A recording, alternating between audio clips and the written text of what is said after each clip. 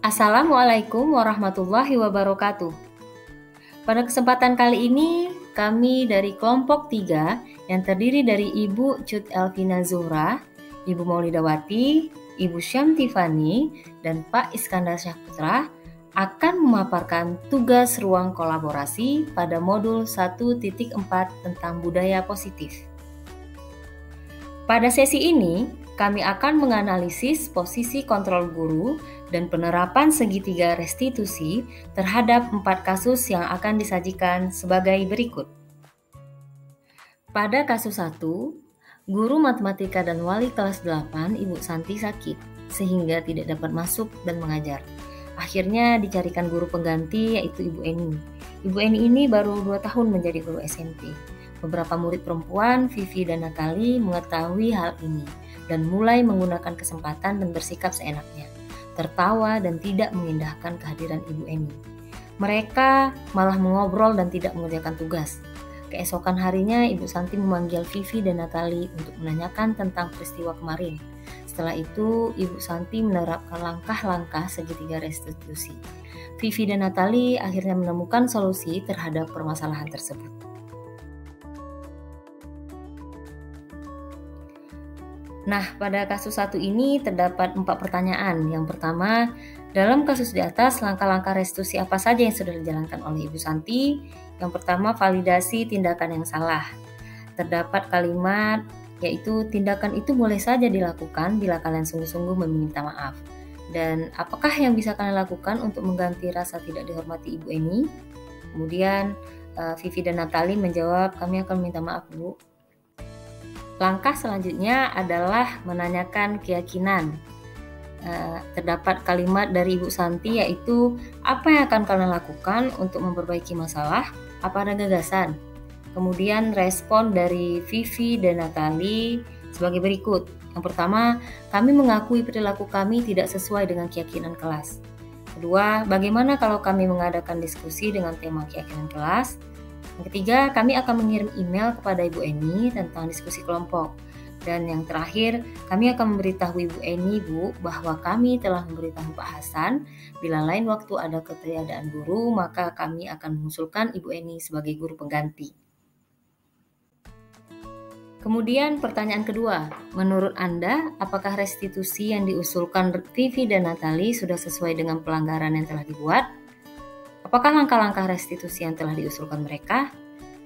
Ya, menurut kelompok kami, restitusi yang diusulkan Vivi dan Natali sudah sesuai dengan pelanggaran yang dibuat. Kemudian langkah-langkah restitusinya adalah mengadakan sebuah diskusi kelompok dengan teman sekelasnya dengan tema penerapan keyakinan kelas. Kemudian yang kedua, Vivi dan Natali akan mengirim email kepada Bu Eni tentang diskusi kelompok. Dan yang terakhir, Vivi dan Natali akan memberitahukan kepala sekolah yaitu Pak Hasan bila lain waktu ada ketiadaan guru, maka mereka akan meminta Bu Eni yang menjadi guru pengganti. Kemudian di pertanyaan yang ketiga, dalam kasus tersebut posisi apa yang telah diambil oleh Ibu Eni dalam menangani Vivi dan Natali? Jelaskan jawaban Anda. Nah, jadi menurut kelompok kami, yang pertama posisi Bu Eni yaitu pembuat rasa bersalah. Nah, dengan kalimatnya, ayolah tugasnya dikerjakan, nanti Ibu ditegur Bapak Kepala Sekolah kalau kalian tidak kerjakan tugas. Kemudian yang kedua, posisinya juga sebagai teman, dengan kalimatnya yaitu, tolong bantu Ibu ya.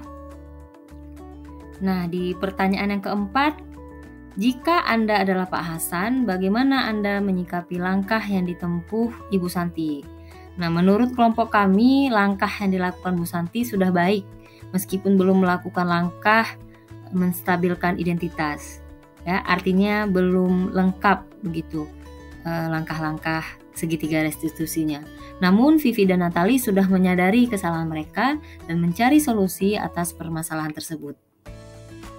Nah, di kasus yang kedua, ada siswa yang bernama Sabrina. Pada hari itu, Sabrina bangun terlambat dan terburu-buru sampai di sekolah.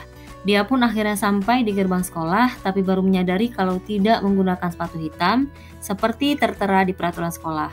Oleh karena itu, Pak Lukman yang melihat Sabrina tidak memakai sepatu berwarna hitam, menghukum Sabrina dengan menyuruhnya mencopot sepatunya dan silakan belajar tanpa sepatu seharian. Kemudian karena malu, Sabrina lebih banyak berdiam diri di kelas tanpa alas sepatu. Pada kasus kedua ini terdapat 3 pertanyaan. Pertanyaan pertama, dalam kasus tersebut, sikap posisi apakah yang diambil oleh Bapak Lukman? Jelaskan. Dan apakah indikatornya? Nah, menurut kami Bapak Lukman bersikap sebagai penghukum. Terbukti dari kalimatnya yaitu, ya sudah, kamu sudah melanggar peraturan sekolah. Kamu salah. Sudah terlambat, salah pula warna sepatunya. Segera buka sepatumu kalau tidak bisa mengenakan warna sepatu sesuai peraturan. Nah, indikator bahwa Pak Lukman bertindak sebagai penghukum yaitu menggunakan hukuman secara verbal. Dan yang kedua, nada suara Pak Lukman itu tinggi dan menghardik. Di pertanyaan yang kedua, bila Bapak Lukman mengambil posisi seorang manajer, apa yang akan dikatakannya? Pertanyaan-pertanyaan seperti apakah yang akan diajukan ke Sabrina? Jelaskan. Nah, menurut kelompok kami dengan melakukan langkah-langkah segitiga restitusi, yaitu menstabilkan identitas dengan bertanya, Sabrina, mengapa kamu terlambat? Kemudian yang kedua, Sabrina, mengapa kamu tidak memakai sepatu sesuai dengan aturan sekolah? Nah, langkah selanjutnya dengan validasi tindakan yang salah dengan menanyakan, Sabrina, tampaknya terburu-buru supaya tidak terlambat ke sekolah ya. Kemudian yang kedua, Sabrina, tentu kamu punya alasan mengapa tidak memakai sepatu hitam. Nah, langkah yang terakhir adalah menanyakan keyakinan dengan bertanya, Sabrina, menurut kamu keyakinan sekolah apa yang telah kamu langgar? Apakah kamu bersedia untuk memperbaiki masalah ini? Dan selanjutnya, apakah kamu bersedia untuk tidak terlambat lagi? Nah, di pertanyaan yang ketiga terdapat 2 pertanyaan. Kira-kira bila Anda adalah kepala sekolah di sekolah tersebut, nilai kebajikan apa yang ingin dituju oleh peraturan harus berwarna hitam? Nah, menurut kelompok kami, alasannya yang pertama untuk menerapkan sikap disiplin, kemudian tanggung jawab, kesetaraan, dan kesederhanaan. Dan bagaimana kami menyikapi langkah yang diambil Pak Lukman mengenai kasus tersebut? Ya, menurut kami akan mengapresiasi tindakan Pak Lukman yang berupaya untuk menegakkan kedisiplinan, namun tetap memberikan arahan kepada Pak Lukman agar bertindak sebagai manajer dan menerapkan langkah-langkah segitiga restitusi dalam menyelesaikan masalah. Pada kasus ketiga, ada seorang ibu guru yang bernama Bu Dani. Beliau sedang menjelaskan pelajaran bahasa Inggris di papan tulis. Namun beliau memperhatikan bahwa salah satu siswanya yang bernama Fajar malah tidur-tiduran dan tampak acuh tak acuh pada pelajarannya. Hal seperti ini sudah sering kali terjadi pada Fajar, seperti tidak memperhatikan, acuh tak acuh, dan nilai-nilainya pun tidak terlalu baik untuk pelajaran bahasa Inggris. Pada kasus ketiga ini terdapat 4 pertanyaan. Pertanyaan pertama, posisi kontrol apa yang diambil oleh Ibu Dani dalam pendekatannya kepada Fajar? Menurut kelompok kami, posisi Ibu Dani adalah pembuat rasa bersalah. Terdapat kalimat, gimana kamu Fajar? Kamu tidak kasihan sama ibu ya? Ibu sudah capek-capek mengajarkan kamu. Tidak kasihan sama ibu. Dan pertanyaan kedua, membaca sikap Fajar, kira-kira kebutuhan apa yang diperlukan oleh Fajar? Kebutuhan yang diperlukan oleh Fajar yaitu kebutuhan perhatian. Selanjutnya di pertanyaan yang ketiga, bila mana Ibu Dani mengambil posisi pemantau, apa yang akan dilakukan atau dikatakan olehnya? Pertanyaan-pertanyaan seperti apa yang akan diajukan? Jelaskan. Menurut kami, Fajar, kamu tahu kan keyakinan selama pembelajaran apa saja?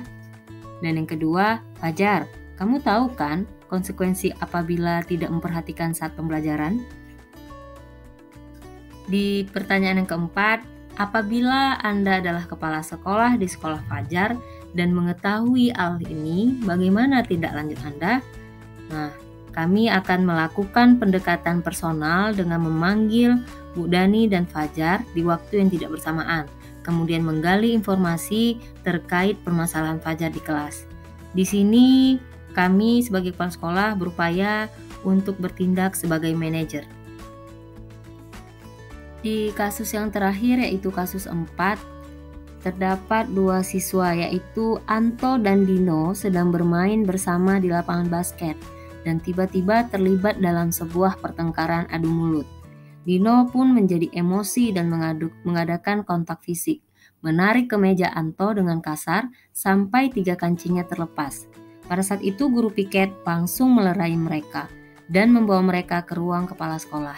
Ibu Suti sebagai kepala sekolah berupaya menenangkan keduanya, terutama Dino. Kemudian Ibu Suti juga menerapkan langkah-langkah segitiga restitusi untuk menyelesaikan permasalahan antara Anto dan Dino.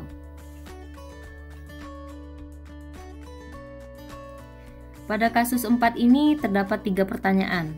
Pertanyaan pertama, posisi kontrol apa yang telah dipraktikkan oleh kepala sekolah yaitu Ibu Suti?